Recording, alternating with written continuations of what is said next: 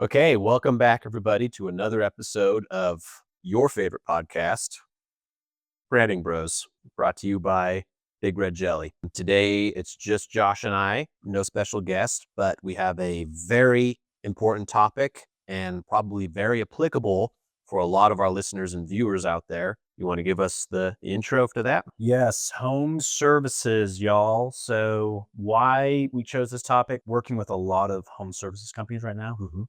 And to be honest, a little bit of background, Big Red Jelly kind of cut its teeth on working on home services companies. I've always had a soft spot for those types of businesses, those small businesses out there. So, home services would include what types of businesses would that include? Roofing companies, HVAC, plumbers, electricians, all the above. Yes. So companies that would go to your home to provide a service. But if you are listening and you're not in that group, a lot of these tips we're going to go over can definitely be applied to just about any small business. So I'm sure you'll get something practical from it. Love it. So the game plan is simple. We're going to go through Big Red Jelly's proven process of brand, content build, growth strategy, grow. Okay, 5 phases. And yes, that order does matter. Okay, we always start with brand and we'll explain why. But in each of those phases, we're going to give 2 quick practical tips and or things that I see home services business owners miss, like opportunities and kind of pitfalls. And so I'll do one and Zach will do one. That's the game plan. Perfect. Okay. So are you thinking? Yep. I'm putting Zach on the spot because he didn't know about this topic until 2 minutes ago. 2 minutes ago. So we'll test his acumen. All right. Brand. So for home services companies when it comes to brand, building a brand in the space, my number one tip is that it is more effective to think about what makes you different than what makes you better. Okay. Because if you go down, and let me explain why. That sounds paradoxical. If you think, oh my gosh, here's all my competition in the area. Let's say I'm a roofing company. How can I be better than all these companies? That's a hard kind of mindset to fall into. It's easier to explore. And it's a question I like asking on Discovery Call is give me the 3 to 5 things that make you different than the competition. And that's what you can lean into. And you can immediately differentiate yourself from everyone else. And what you will avoid from that is racing to the bottom in terms of price or getting lost in the minutia of what you see on so many home services homepages. Like amazing customer service, 5 stars, experienced, trustworthy. It's like it just means nothing today when people see that. There's no differentiator there. That's a good one. Yeah. Mine would be, especially when you're first branding or rebranding, it's better to be memorable than it is to be totally unique, right? Like super original, I guess. Why do people call these home services roofing, plumbers, electricians, and when do they call them? They call them because they have an issue, and they call them when it's an emergency, usually. And so they don't have a whole lot of time to go looking around or doing their research. They want to, oh, I remember that one. And so that's the person I'm going to Google, or that's the person I'm going to call. I have a plumbing issue and it's late at night. Who do I remember? Oh, the company that's open any hour plumbing. It's like, great, right? So branding yourself in a way where you're memorable and it's something that's going to last, because that's when and why people are going to be calling you. So maybe practically there would be like having a very catchy tagline that's unique to what you do, memorable and simple logo. Yep. That you can recognize on the side of a van. Or even naming. Like there's different strategies for naming. You shared something with the team recently. Like there's different avenues you can take when naming a company. You can name it based off of the services you provide, or you can name it off of what makes you different, or you can like come up with a new name. Google, Zillow, right? I would recommend probably staying away from that tactic or strategy for naming a home services company, and lean more into the services and like you said, what makes you different as opposed to what makes you better. Love it. Okay, so now let's move on to phase 2, content. Once your brand is improved, then you can create better content. My quick tip is images and videos are worth 1,000 words. Ooh. Well, if an image is worth 1,000 words, what is a video worth?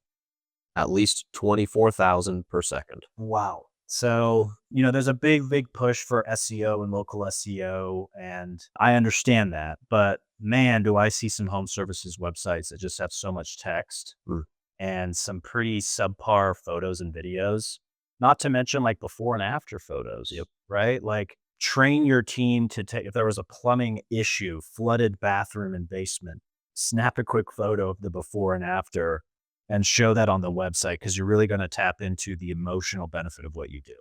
Right? Here's what it was before our team came in. Here's what it is now. I'd also emphasize images and videos about your team. I think home services is a vertical where you need to build trust really quickly. You're inviting strangers into your home and you're paying them to come into your home. It's actually quite strange when you think about it. Mm, It's like maybe that's a similarity between home services and they come into your home and leave with money. But so what's the difference is like obviously they're providing a service, but there has to be so much trust. I see so many home services websites where I don't see anyone on the team. I don't see any headshots. I don't see any photos. I don't see any bios. Like a family photo and headshots of the team with their polo goes a long way in building trust. agreed. My tip or trick for content for home services would be leave behinds for content, right? We talked about this the other day again. It's a hot topic here at the office right now, these home services. We say this all the time. How much more expensive is it to acquire a new customer than it is to just get recurring customers, like 8 times more expensive. So if somebody has trusted you to come into their home and pay you to do so and provide a service, having that person call you back the next year or sign up for some kind of maintenance plan or checkup plan or tune-up plan is going to be way more lucrative and way more cost effective as a marketing strategy than going and acquiring new clients. So leave behinds could be the magnets that the furnace people slap on your furnace, or the stickers that they put over their competitors there. We talk about that one a lot, or just like little flyers with QR codes to leave reviews, etc. So leave behinds are a quick and easy win for home services companies. Nice. Okay. Moving on to build, i.e., website design and development. Mm-hmm. My first tip is use a CRM. Ooh, That is it. you want us to elaborate on that? um, Hopefully you are using a CRM. If you're not, please, that's priority number one. Website, the difference between a good website and a world-class marketing and operations powerhouse are the tools you choose to connect to your website and how you automate those. You've got to make sure that you choose now. There's so many CRMs out there. This is a conversation I have a lot with small business owners. It really comes down to two things for me. Is it something that you and your team are comfortable using? And does it make sense from a price perspective, right? A lot of these CRMs are all the same, and especially in the home services space, House Call Pro, Service Titan, Jobber, Job Nimbus. If you're like a spa, salon type business, Vigaro. But I really encourage you to, let's say you pick your plan, review in detail all the features and deliverables that you get. Because the other mistake I see small business owners make is they'll be paying 200, 300, $500 a month for their CRM, and they're only using 20% of what it can do. Mm-hmm. Most of these can send text message appointment reminders to the customer. It can send automated review requests after the appointment is done.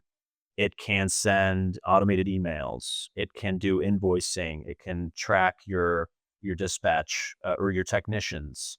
It can send invoices and quote. It can do so much. Mm-hmm. And so get a CRM, set it up correctly, spend the time to get it right. It will make you more money. It's awesome. So integrate that onto your website. Yes. Kind of piggybacking off that, but my tip would be make it as easy as possible for users on your website to get started. So if you're using a CRM, if your process, your customer journey is to request a quote first, make that quote form prominent on the homepage, have the calls to action going there. You don't want the user to have to navigate from your homepage to a service page, then to a request a quote page. Have it right there at the front, right? And if it's a booking CRM where they can pick a time, have that very prominently displayed, or at least very prominently linked to everyone on the site. Your primary method of new revenue is going to be that form or that booking integration. And so make that super easy. It should be maximum 2 clicks before they're booking with you on your website. Nice. Okay, phase 4 is growth strategy. So now that you've improved your brand, you've got world-class content, you've got a better website, CRM, all that jazz. Now there's this kind of pivotal phase we call growth strategy, which happens before growth. Mhm. My tip is the rollout. We've talked about this on previous podcasts, but even if you have already had your website or brand for a long time, do a rollout. Okay, so do an email blast, a newsletter, social media posts, a video by you, the founder or owner, about your brand, about your new website. Roll it out on social media, roll it out on email, have an offer in that. People like the cool news, right? They like the big offer, the seasonal thing. You don't have to wait for a holiday to do that, right?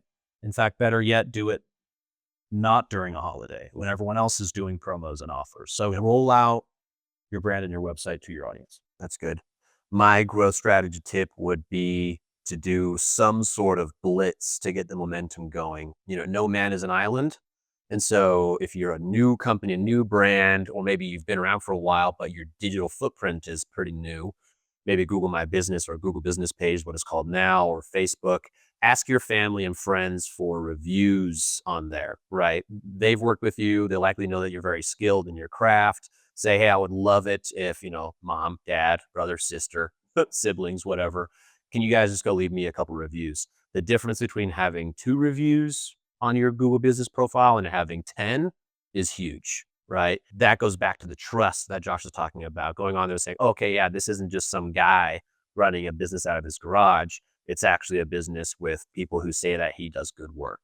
So there's some really quick and easy wins there just by doing a quick review blitz or a quick, referral blitz with family, friends, connections, business partners, etc. Okay, last phase growth. Rubber hits the road here. Mm, It's time to make money. yep. My tip is before you start throwing money at advertising and marketing, get your sales enablement right.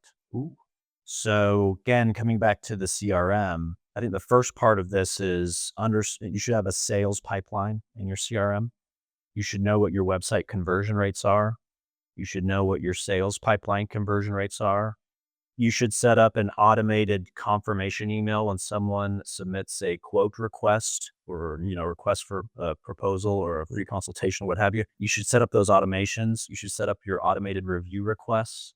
You should set up some lead nurturing emails. Mhm. So get that sales enablement right. It's about getting more juice from the squeeze so that when you run ads and marketing and you're getting more leads, you know that you're going to be closing those at a higher rate. Mhm. So study sales enablement, optimize your CRM, close more deals. Love it.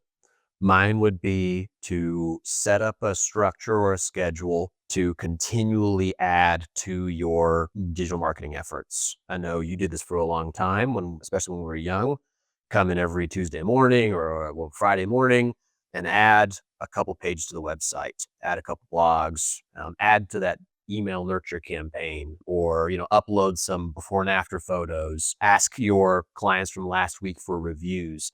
Get in the habit of just adding to these things. We've done a really good job of outlining a foundation for your brand, for your content, for your website, but that's all it really is. It's just the start. It's the foundation. So now you have to start building on that. And so building good habits of, okay, well, every Tuesday I'm going to email all my clients that I visited last week and ask for, a personalized review or ask for referrals. That's going to help carry you through those times where business gets a little bit hard or, gets a little bit slow, right? Love that. Yeah. So kind of build out your marketing processes early, Mhm. or else you're just going to kind of be piecemealing things and you're going to be reacting to what's happening in the market instead of Yep. committing to certain things. So, And I know that's hard for a small business owner, especially in the physical services or home services, because like you got a million things going on. But if you could block off an hour a week to keep up on digital marketing, I know that's the last thing people want to think about digital marketing, but an hour a week just to keep up with it, it's gonna help. I like that. It's kind of related to focus your efforts on high leverage activities. So instead of writing, especially if you're the business owner and you spend a couple hours every month writing a newsletter that's unique and you're doing that every single month, instead, as to Zach's point, spend an hour every week building out an email that you're going to put into your master email nurture campaign. And when a lead gets added to your CRM, they get enrolled into that campaign. And then that email that you've created is now going to be used hundreds, if not thousands of times. So that's a high leverage activity. Like think about something, one activity you can do that's going to be reused over and over and over and over again. That evergreen content. Yeah. Right. Yeah. Last thing I'll say, but big on that too, is like repurposing content. So let's say you do write an email newsletter, repurpose that as a blog article and put it on your website. Then take that blog article and slice and dice it up into 5 or 6 social media posts. Yep. And then take those social media posts and reshare those in your networking groups and what have you. So again, just really being smart and efficient with your time. If you're going to sit down and create content or do a photo shoot or a video, repurpose it across all those platforms. Post it on your Google business profile. Yeah. You see a lot with like user generated content, i.e. reviews, right? That's such an easy one. You get a good Google review, maybe it's a paragraph long, like a really spectacular one.